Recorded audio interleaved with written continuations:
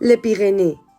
Plongé au corps des Pyrénées, une chaîne montagneuse exceptionnelle reliant la France, l'Andorre et l'Espagne sur près de 430 km, où chaque coin invite à l'émerveillement. Explorer des paysages à couper le souffle avec des sites emblématiques tels que le pic du Midi, célèbre pour ses vues panoramiques et son fascinant observatoire astronomique. En hiver, dévaler les pistes de stations renommées comme Cauterets ou Saint-Lary-Soulan.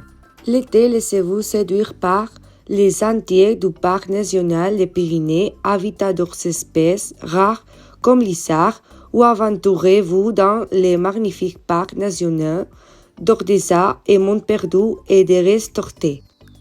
Les randonneurs trouveront le bonheur sur les célèbres sentiers de Ger 10, Ger 11 et la haute randonnée pyrénéenne. Si vous voulez vous imprégner de l'authenticité de la culture pyrénéenne, découvrez les traditions locales, goûtez une gastronomie généreuse mettant à l'honneur les fromages, le miel et les spécialités de montagne, et perdez-vous dans des villages pittoresques tels que Ravarny. Il faut prolonger votre voyage en visitant des villes riches en histoire et en caractère: Perpignan, Carcassonne, Foix, Toulouse, Pau et Saint-Jean-de-Luz. Mais d'où vient le nom des Pyrénées? Selon la mythologie grecque, le peuple de Vébris vivait entre le Trégol et l'Ibérie. Pyrène, une jeune femme de la grande beauté, est admirée par les rois et seigneurs, mais qu'elle jetait leurs avances.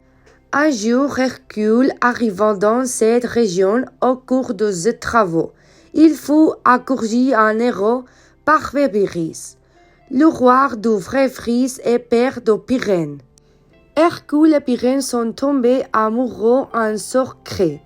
Pendant l'été, ils se retrouvaient dans les forêts et partageaient des moments heureux. Mais à l'arrivée de l'automne, Hercule a reçu un présagier et est parti sans prévenir les âmes pyrénéoles. Pyrène a tenté de le retrouver pour lui annoncer qu'il portait son enfant. Il a traversé forêt et collines. À son retour, Hercule a appris la mort tragique de Pyrène. Dévasté, il a construit une montagne en son honneur.